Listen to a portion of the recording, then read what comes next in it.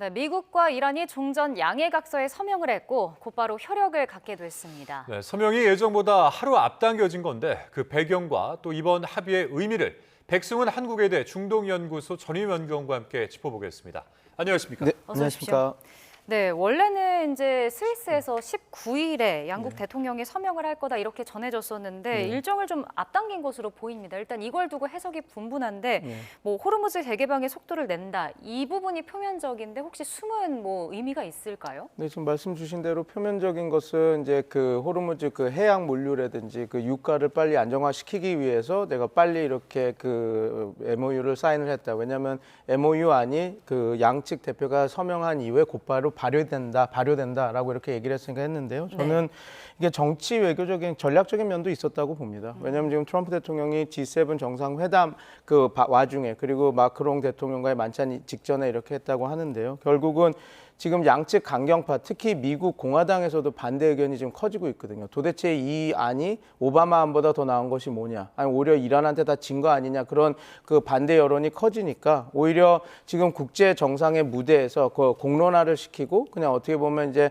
완전히 이제 도장을 찍기 위해서 그러니까 이제 그 완벽히 마무리를 하기 위해서 이 G7 정상회담을 이용해서 이걸 하려고 한 거 아닌가 그런 이야기들이 나오고 있습니다. 그리고 또 이게 어찌됐건 어떻게 보면 그 베르사유 거기 궁전에서 하고 있는데 이게 지금 그 1차 세계대전 끝나고 그 독일의 그 패배 그 서명도 거기서 했고 그 고비고비 역사적인 사건마다 세계사적 사건마다 평화회담이나 이런 것들이 거기서 열렸었거든요. 그렇기 때문에 트럼프 대통령은 항상 그런 상징 정치를 하시는 분이기 때문에 이번에도 여전히 국제 질서의 최종 그 결정자는 나다라고 하는 그런 것들도 이제 가져가기 위해서 어떻게 보면 그런 상징 정치와 그리고 그 국내 정치적인 그 여론을 조금 자제시키기 위해서 G7 정상회담을 조금 이용한 거 아닌가 그런 분석들이 지금 나오고 있습니다. 네, 뭐 결국 내일 이 스위스에서 서명식 개최 여부가 이제 불투명해진 상황인데 이건 이제 안 열린다고 보면 되겠죠? 예, 뭐 별도의 그런 공식적인 뭐 그 서명식은 열릴 이유가 없어졌습니다. 왜냐하면 말씀드린 것처럼 양국 정상이 그 서명을 한 순간부터 이제 발효된다라고 했으니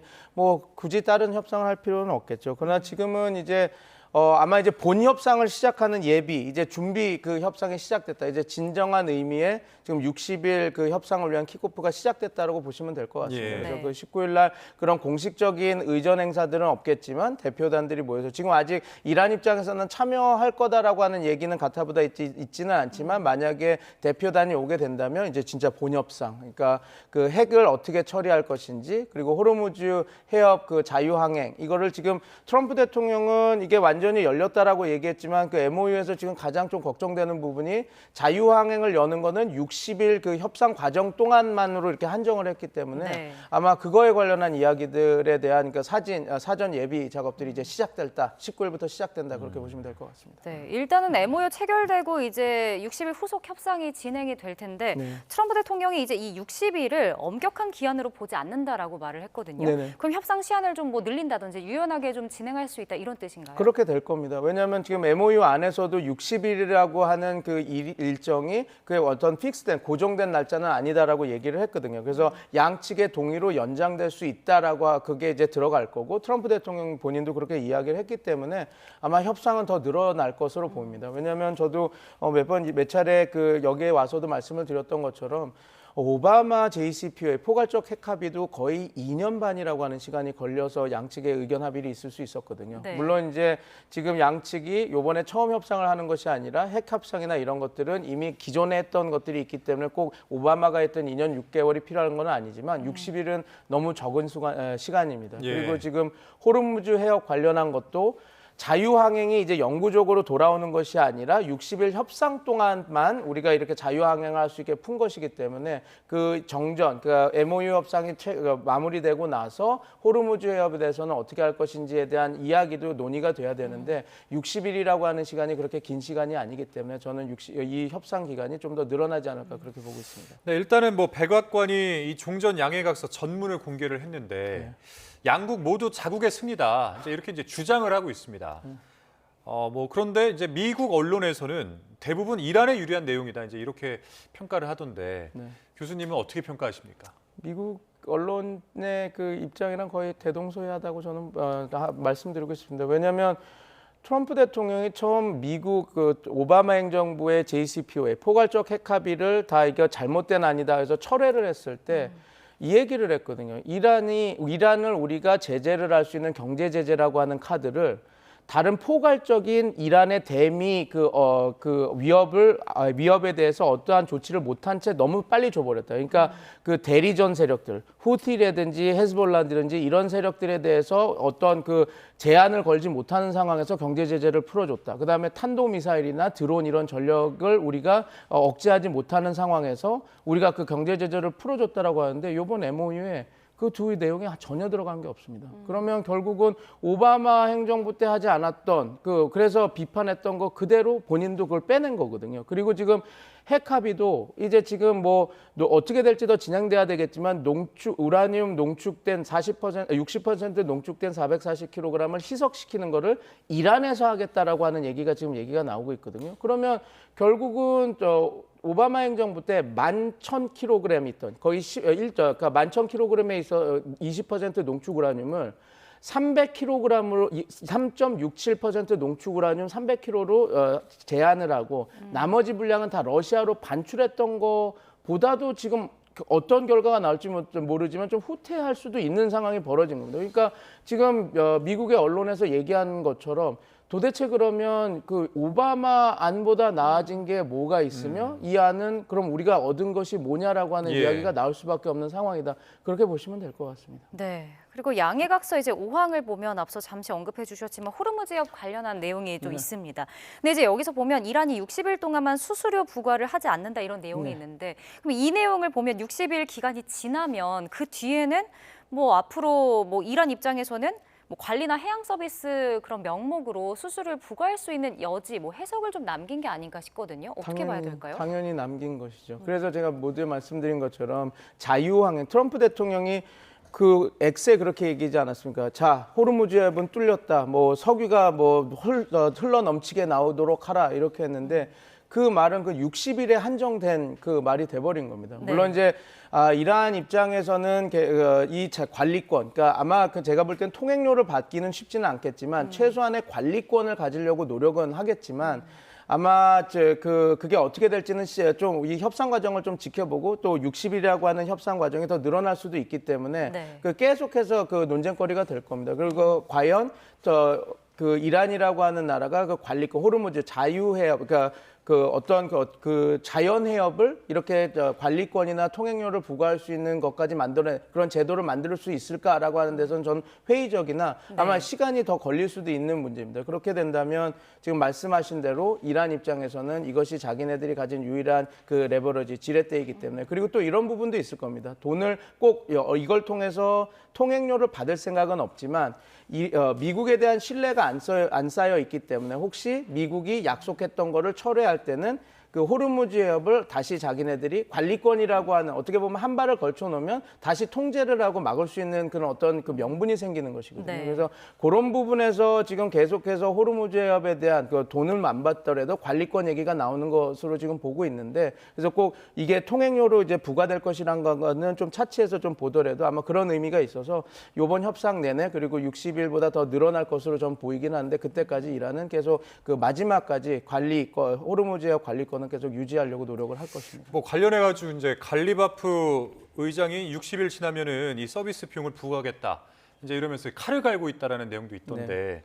그러니까 뭐 사실 이제 60일이 문제가 아니라 사실 이제 이번 전쟁을 겪으면서 이란 입장에서는 호르무즈 해협을 이렇게 이제 압박을 하면 세계가 움직일 수 있겠구나. 우리 목소리를 들어줄 수 있겠구나.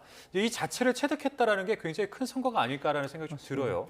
근데 이제 지금 호르무즈 해협도 문제인데 이 핵 관련 내용도 좀 문제가 있어 보입니다. 일단은 이란의 이 핵무기 획득 또 개발을 추구하지 않는다. 이 약속을 재확인하는 정도에서 이제 이루어졌다라는 건데 그러니까 기존과 크게 달라지지 않은 것 같거든요. 이거 왜 이렇게 했을까요? 그러니까 이게 문제가 이겁니다. 이란은 단 한 번도 핵무기를 갖겠다고 얘기한 적도 없고 지금 핵무기가 인정이 되려면 세 가지, 93% 농축우라늄의 핵물질을 가진 것, 그다음에 핵격발, 폭발, 핵분열이 일어나는 격발 장치의 기술을 갖는 것, 그다음에 탄도미사일이나 전략폭격기를 이용해서 그걸 투발 수단을 가져야 되는데 이란은 이 세 가지를 다 갖고 있지 않습니다. 그러니까 농축우라늄도 우리가 아는 것처럼 60%가 최선이었고 핵 격발 장치 실험은 미국 정보부가 얘기한 겁니다. 2002년 이후에는 이전에는 그런 의심이 되는 상황이 있었지만 2002년 이후에는 한 번도 그런 격발 실험을 한 적이 없다. 예. 미국이 얘기했던 거고 지금 그 투발 수단은 그런 어떤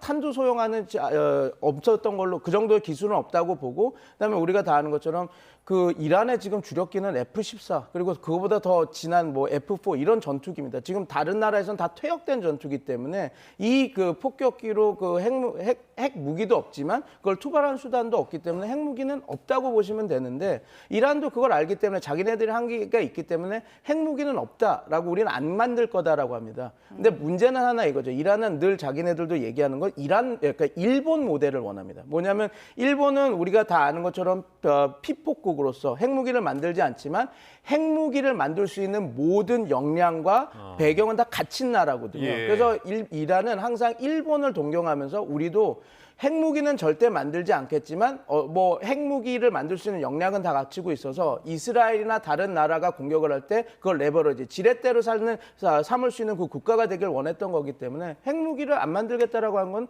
이란이 늘 했던 말입니다. 그래서 그 최근에 이란 외무상 아락치가 중국 외교부장 왕이를 만났을 때도 나는 핵무기 안 만들 거다라고 이미 공표를 하지 않았습니까? 그렇기 때문에 지금 핵무기를 안 만들겠다라는 건 다 그랬는데 궁금한 건 이겁니다. 앵커님 질문처럼. 그런데 트럼프 대통령은 계속해서 농축우라늄을 갖고 있다라는 거 그 사실만으로 핵무기가 있다라고 해서 공격을 했거든요. 근데 지금 와서는 협상을 해야 되니 자기의 성과로 하기 위해서 이란이 핵무기를 갖지 않겠다라고 거기에 사인을 하고 얘기를 한 것 자체를 성과로 지금 포장하면서 얘기를 하고 있는 그 상황이 만들어지고 있다 보시면 될 것 같습니다. 그러나 실체적으로는 것은 과연 그 이란이 과거에 핵무기를 이렇게 만들려고 하는 역량을 갖고 진짜 그 정도의 수준을 됐었냐라고 했을 때는 그럼 뭐 그냥 단순히 저의 의견이 아니라 IAEA 보고서도 아직까지 그 정도는 아니었다라고 얘기하고 지금 그 트럼프 대통령에게 반기를 들었던 그 정보부장이나 정보부 그 수장들도 다 그렇지 않다라고 얘기를 하고 있어서 이거는 트럼프 대통령이 지금에서는 이란이 핵무기를 안 갖겠다라는 그 워딩을 붙잡고 그러니까 나의 성과라고 얘기를 하고 있지만 그 본질을 보면 전쟁을 시작하기 전이나 지금 특별히 변한 것은 없다. 그렇게 보시면 될 것 같습니다. 네. 그리고 이제 이란의 원유 수출 제한이 뭐 단계적으로 해제가 되고 뭐 3천억 달러 규모의 재건 기금이 수립이 되면 이란이 오일머니 시대를 좀 맞을 수 있다. 이런 외신 보도도 좀 나오는 것 같습니다. 근데 앞서 트럼프 대통령이 과거 그 오바마 행정부의 그 17억 달러 그 제공을 두고도 비판한 적이 있었잖아요. 이 부분은 어떻게 보시는지 좀 간략하게 설명을 해주시죠. 간략하게 말씀드리면 오바마 행정부가 처음 그 JCPOA 협정을 맺으면서 17억 불을 이란한테 돌려줬습니다. 그게 1979년 이란 어떻게 보면 이란의 그 혁명이 일어나기 전에 그 잔금 대금이 안 된 것들을 돌려준 거였거든요. 그때 이란에 통치 자금을 줬다라고 비판을 했었지만 지금은 오히려 더 큰 돈을 흘러가게 이렇게 만든 겁니다. 특히 이제 만약에 그 모든 그 석유 제재에 대해서 제재를 풀게 된다면 이란이 그 경제 제재 때문에 겨우 135만 배럴을 생산해내고 있었는데 지금 역량으로 보면 한 300만에서 400만 배럴을 생산할 수 있을 거라고 지금 보고 있거든요. 물론 이제 하르그 섬이나 이제 공격을 당했기 때문에 정확한 수치는 우리가 더 지켜봐야 되겠지만 만약에 이번에 트럼프 대통령이 그 이란의 석유 제재를 다 풀어줬다고 한다면 350만 배럴에서 400만 배럴의 석유가 매일 이란이 팔 수 있게 되고 그 석유 대금은 이란으로 흘러 들어가게 되는 겁니다. 그러면 그건 단순히 17억 달러, 3천억 불보다 더 큰 경제적 효과가 나는 거기 때문에 지금 이란 입장에서는 가장 큰 성과다라고 볼 수 있는 부분이다 보시면 될 것 같습니다. 알겠습니다. 오늘 말씀 여기까지 듣겠습니다. 지금까지 백승훈 한국외대 중동연구소 전임연구원과 함께했습니다. 고맙습니다. 고맙습니다. 감사합니다.